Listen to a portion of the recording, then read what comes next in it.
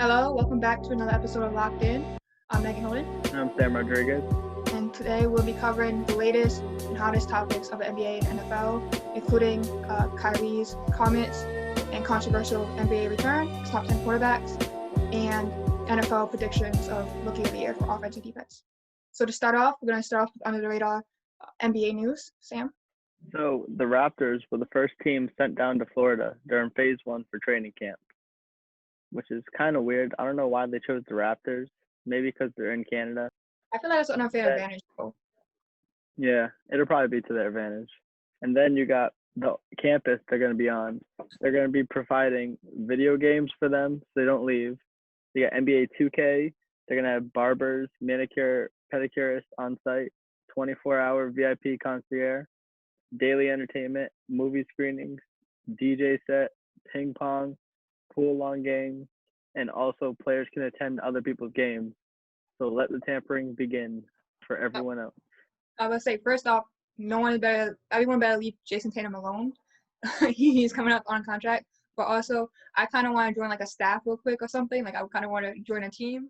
So for NFL under the radar news this past week, earlier in the week, head coach of the Falcons, Don Quinn, and Texans head coach Bill O'Brien said that they're going to protest with their players, whether it's taking a knee or whatever they decide to do, and they stand with their players. Also, NFL Network reports that the NFL Players Association medical director Tom Mayer says that the current plan to test players for COVID-19 3 times a week, and those who test positive will be isolated.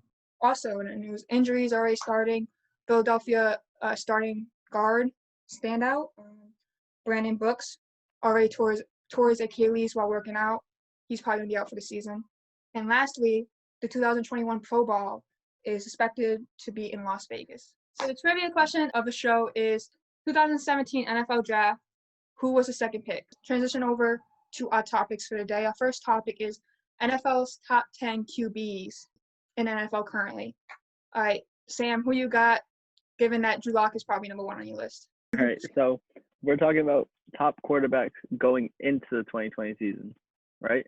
Yeah, who do you think is going to be the best in that season? Like, who do you think is going to be the top of the league? All right, so top 10, you got Pat Mahomes. You have to have him up top.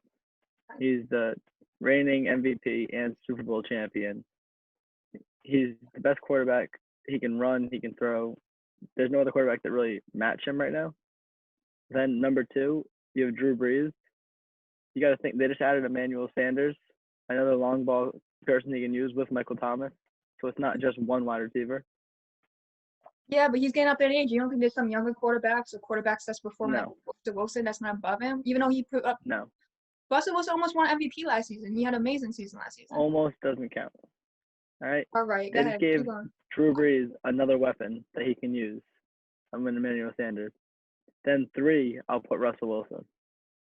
Oh, thank you. For being 5'10", I don't know how he does it, seeing over these 6'7", 6'6" guards.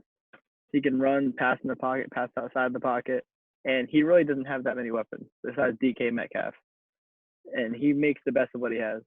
I know Tyler Lockett got hurt towards the end of the season, but he's when he's healthy, he's a nice wide receiver. Yeah, but so like, he got a nice one too. Wide receivers, like superstars. Yeah, but he makes it work. I mean, neither did Tom Brady for a while, and he made it work. I feel like Russell Wilson knows how to win games, and he makes it work. All right. Well then, 4, Lamar Jackson. I'm not going to put him at number 1, 2. No, he's not going to be up there. I'm just proud that you put him top 5. Yeah, no. 4, he'll be good. He can run. If he learns to pass the ball better than what he has, he's definitely moving into that top 2 conversation. I think that's overhyped though. 66% for completion. So he's accurate. It might not be like Drew Brees, where Drew Brees is like 70, 74, but it's around the same as everybody else in the league. Yeah, but he needs to learn how to pass the ball better to be an elite quarterback in the league. You just focus on the football. He's gonna get hurt. All right. Then 5, Deshaun Watson.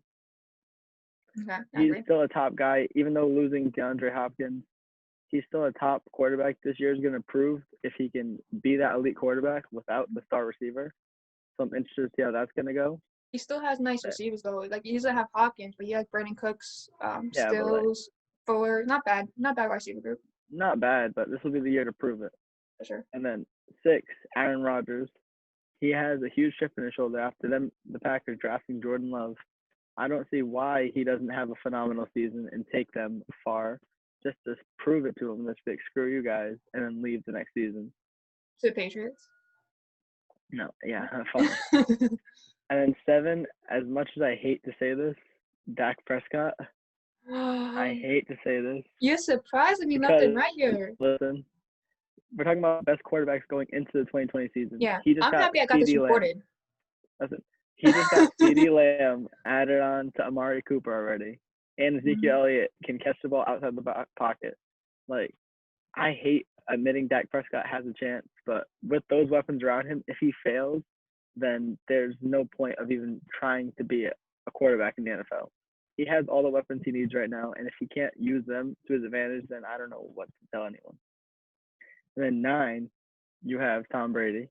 He has the weapons over there, and I think in Tampa Bay, he's going to have a better chance than he had in New England because he actually has pieces surrounding him that fit him well, not just slot receivers like Julian Edelman.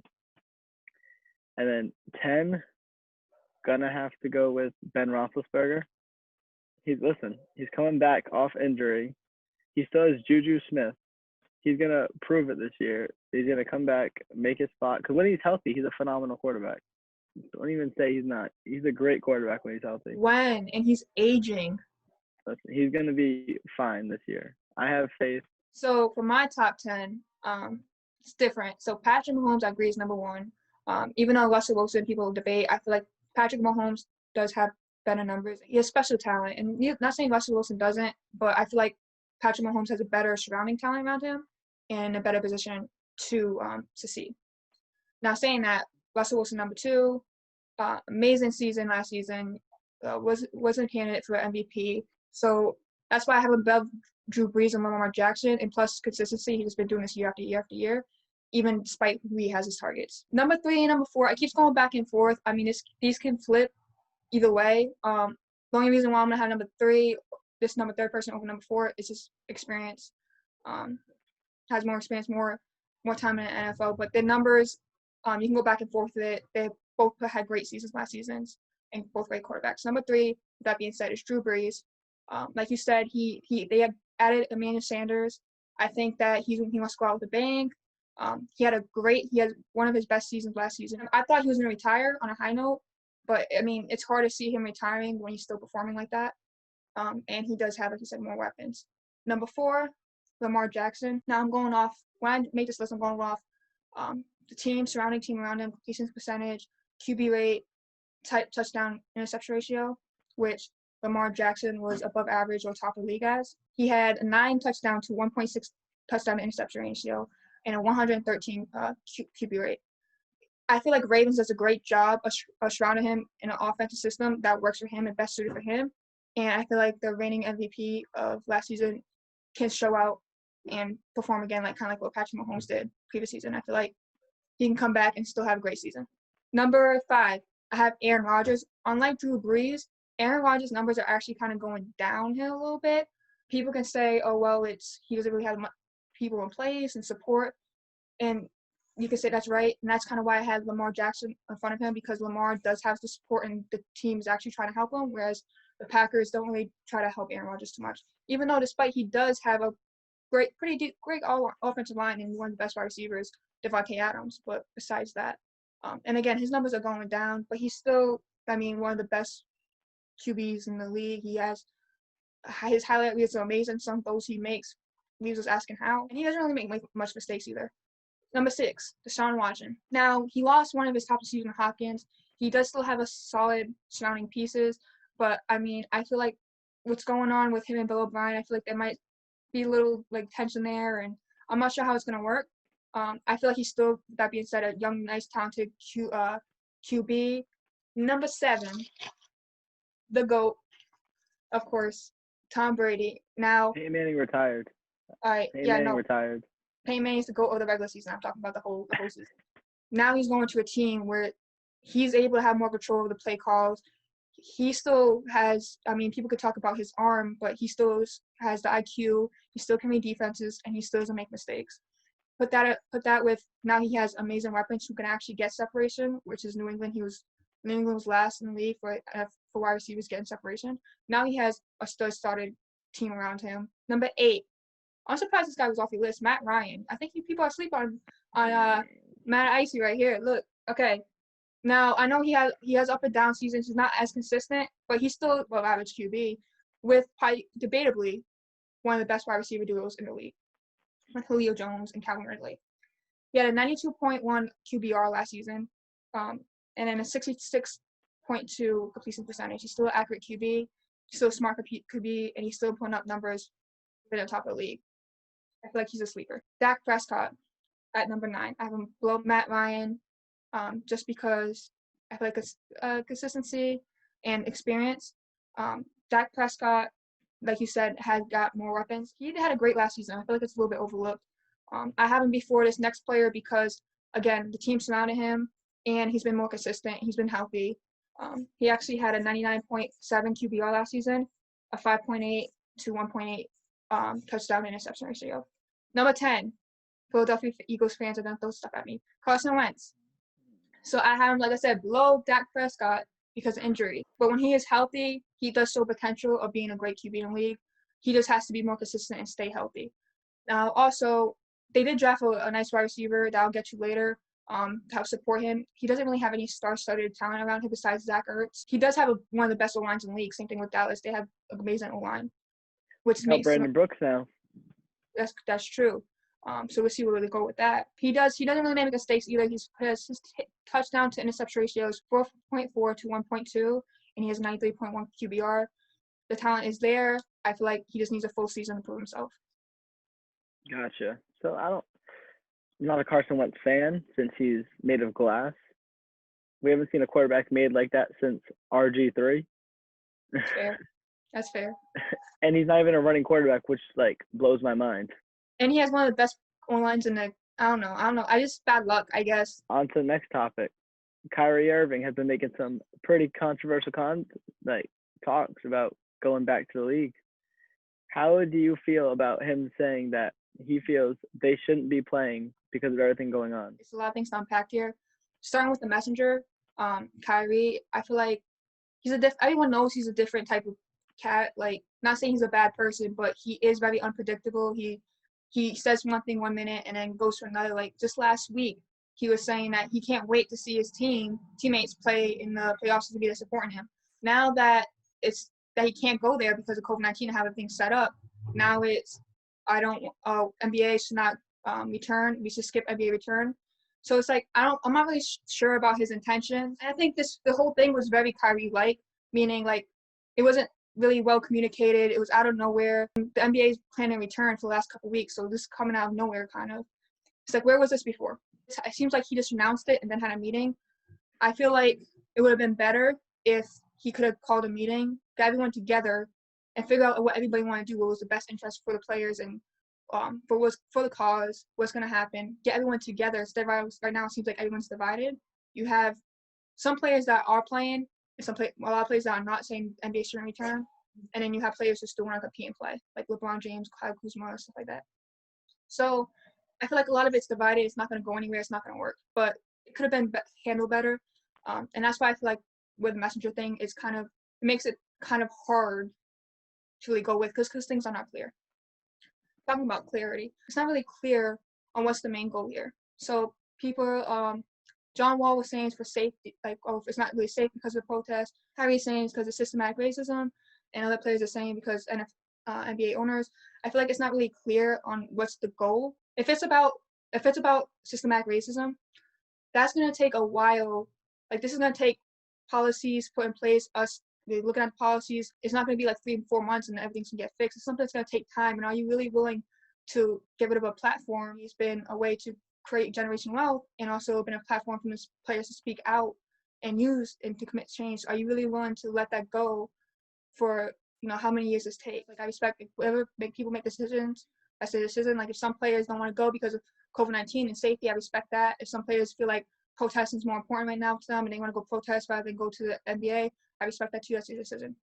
But I feel like if you want to make a change, I feel like better as a whole. Some of the things that stood out to me. One thing that stood out to me is people talking about distractions, and I understand that. I understand that people think the NBA returning is going to be a distraction, but there's going to be distractions either way. You're talking about something that's going to be in August, late July. Things are going to happen. There's going to be music put out. The NFL is coming back. There's always going to be things to other things going on in the world. I feel like it's on us as society, and I feel like there's hope here because there are more people saying it. Like, we have to go to the next phase. We can't just protest and go home and just be all done. We have to keep going. But there's going to be distractions. We got to learn how to work around that. We got to learn how to still care, still move forward with the distractions. One thing I heard was from Bradley Beal and Avery Bradley that made sense, that I feel like made things more clear for me, and that I'm like, this can really work. Bradley Beal said that the NBA would not be where it would be today without its black players, and that's obviously the lines told right there. And Avery Bradley is saying, how come it's on the players to always make a change? How come the NBA owners not sticking out? So players get together like, all right, this is what we want from the owners. Like, obviously you heard about Mark Cuban and Michael Jordan, but everybody else kind of been kind of silent. This is what we want from the NBA owners, whether it's from making a statement, whether it's to donation, whether it's from, talking to the politicians, using their power. And if they don't do this in this amount of, this is more timely, I feel like, more possible. If they don't do this, then we won't return to the NBA. That makes more sense to me. That makes more sense, and that makes, as far as a plan that can be done within this time. And also, I feel like you can have both. I feel like you can, like, we see LeBron all the time. LeBron's constantly making change, constantly speaking out, and he's playing the NBA. And LeBron even said himself, he can feel like he can do both. I feel like you can use a platform, whether it's speaking after games, doing things during games, during breaks, talking about social justice, talking about change. Like, I feel like there can be some positive there. It can be used to help bring change instead of distract it. I honestly think Kyrie's just a baby. It's kind of selfish what he's doing because, hear me out, Kyrie has a history of not wanting to play when he doesn't feel like his team's there. Key example, the Celtics, when LeBron was still in Cleveland, 2017, 2018, Kyrie sat out most of the games towards the end of there because he wanted to leave. If Kyrie and KD were fully healthy, he would not be saying, let's stop the season. Let's stop the season. He'd be like, all right, let's run for a ring. I want another one. Get KD another one. And it's unfair to players like LeBron, players like Kawhi, Giannis, who might be chasing another ring, and they have a shot at doing it. And pushing it to next year, players' contracts can expire. And then you got teams like the 76ers who have young players in the roster that need to get paid that don't have any other income. Like, not allowing them to play is going to hurt them. So Kyrie, what he's doing, I just don't agree with it. Because like LeBron said, you can make more change on the court rather than just sitting back and not playing. Like, the money you make, you can donate into like making new changes and all such, rather than not getting paid and just sitting there at your house, just speaking about doing something rather than not doing anything. Because Kyrie really, he's been vocal about it, but he hasn't been out there doing things. If we're wrong, we're sorry, but it could just be he's doing stuff privately, but I haven't really seen him really out there. That's what I'm saying. If this came from LeBron, I feel like it would have made more sense. And it'd be different. Yeah. Kyrie is sitting at home tweeting all this stuff on his phone, texting, but he's not actually on the front line like Jaylen Brown on the front lines, like going out there doing change, rather just speaking on it. When there's players that are actually LeBron trying to do something. The money aspect that you talk about, also that if the NBA doesn't play this season, that's money you're going to lose out on as far as contracts next year. So a lot of contracts are going to be hindered next year as far as free agency and everything going into that. But as far as distraction, do you think this is now the reason that, let's forget about the messenger for a second, because we agree maybe his intentions, when it's not as clear and we're not really sure about the messenger, but the message. Do you think that, how do you think is the best way to use this platform? Do you think it's a distraction coming back? Do you think NBA would be a distraction? What do you think about the actual message itself? I say it's not as clear. So it'd be a good distraction, not in a bad way. And plus, the players can use their platform while playing to speak out during post-game interviews, like before interviews. And I'm sure they're going to do other things while they're in Disney. They're probably going to record players talking. They're going to be doing a lot of interviews down there, getting together and like planning things to do something. Right now, they're all separated across the U.S. When they're all like together, I feel like they can speak more on what they can use their money for and make a bigger change, like as a whole. Just last to touch on it, I don't know if it will be a distraction. That's what I think people are trying to hinder, because now that everybody wants to, it's important that we focus on this and address it. I think it can be amplified and he had players talk on it on his platform while everybody's watching. But now on to the next topic real quick. Last couple minutes. Predicting the NFL Rookie of the Year for offense and defense. Who do you have? All right, so I'm gonna start off with defense. I think this is kind of simple. You need this. Isaiah Simmons. He's gonna be the best defensive player on that team coming in from Clemson. He was the best defensive player in the draft. That's what I think, at least, like for his position. For his position, yeah. Chase Young it's Chase a Young 1-2. is phenomenal. Yeah. But the Redskins kind of like kills people's legacies. So what I say, he has the elite speed grade. He's quick. He can hit hard. He can catch. He's honestly one of the best linebackers we've seen come out of the draft in a couple of years. And he's going to fill that role perfectly for the Cardinals. And then offensively, hate to say it, CeeDee Lamb. I have him winning Offensive Rookie of the Year because Dak Prescott finally has a real weapon. Amari Cooper's good, but Amari Cooper's he's going to fit into that slot role. They're going to be using CeeDee Lamb a lot more, and he can catch a lot better than Amari Cooper can, let's be real. But he's still going to be number 2 to Amari. I think Amari Cooper's still going to be Dak Prescott's number 1, and Amari Cooper's number 2. And don't forget Elliott. Like, they're still going to run the ball like crazy. So I'll get back into that when it's my turn, but go ahead. They're going to make him number 1 option. It might take a couple games to break him into it, but Dak Prescott needs to show that he can do something this year because he wants that big contract. He can't just keep handing the ball to Zeke. So he's going to be using him as a weapon more often, and it's going to help him build his stock to get that contract he wants. He did have a good season last season, but, I mean, the Cowboys didn't go far, and I think that's partly due to coaches, but also them not using what's really around them the right way. But going to my Rookie of the Year, so you took my pick for Defensive Rookie of the Year. Thanks a lot. So I had Isaiah Simmons for the Cardinals too, just because Chase Young I think is one of the best passers I've seen come out the draft in a while. But the only reason why I have Isaiah Simmons being Defensive Player of the Year over him is because of the division they're in. So Chase Young's on the Washington Redskins pass rusher. He's in the same division as the best O-lines in the league with Dallas Cowboys and Philadelphia Eagles. So it's not going to be easy. Whereas Isaiah Simmons is in the same division as Rams, 49ers, and Seattle Seahawks, who have poor offensive lines or shaky offensive lines, where I feel like he's a high burst, so he can blitz, he can cover, he can do more things than Chase Young. But I feel like he can get after QB a lot in opportunity. A little surprise here for Offensive Player of the Year, Jalen Reagor from Philadelphia Eagles. Just hear me out. Okay, so now you say CeeDee Lamb as your pick. And I feel like he was the best wide receiver in the draft. But I feel like going to the Cowboys where they have weapons. Cowboys have weapons just like Elliott and Amari Cooper. So I'm not sure if he's going to be number 1 option. As far as Philadelphia Eagles, Jalen Reagor can compete for that number 1 wide receiver option. Deshaun Jackson's there, but, I mean, he's towards the end of his career. He gets banged up a lot. And there's no really clear-cut number 1 wide receivers. There is Zach Ertz. And I feel like he also still has, again, a great offensive line and Carson Wentz there. So I feel like he's a sleeper for Offensive Rookie of the Year. He has speed. He has great yards after the catch capability. I don't have Joe Burrow or Tua as the candidate because they're in tough divisions, defensive divisions. They're against tough competition. And the fact that they don't have many camps, they don't have stuff to get to, I feel like it will hurt them more than a wide receiver who's going with a quarterback. Yep. So they don't really get that experience. All right, now to answer the trivia question. Who was the second pick in 2017 draft? Who do you think it was? Sam? Give me a couple options. All right. You have Patrick Mahomes, Christian McCarthy, Jamal Adams, Mitch Trubisky. Mitch Trubisky. You got it. Okay, yeah. Mitch Trubisky was the second-round pick in the 2017 draft, drafted by Chicago Bears. Mahomes went 10, McCarthy went 8, and Jamal Adams went 6.